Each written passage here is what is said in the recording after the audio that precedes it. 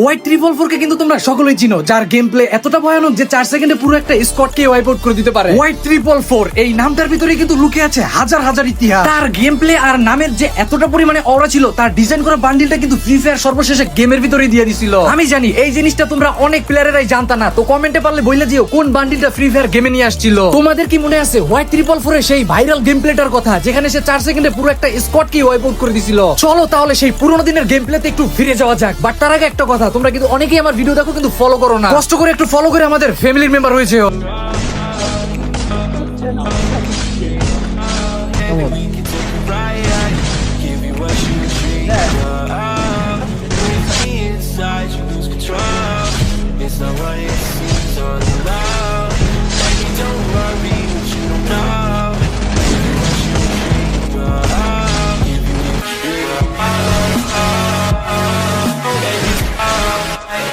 Pepsi.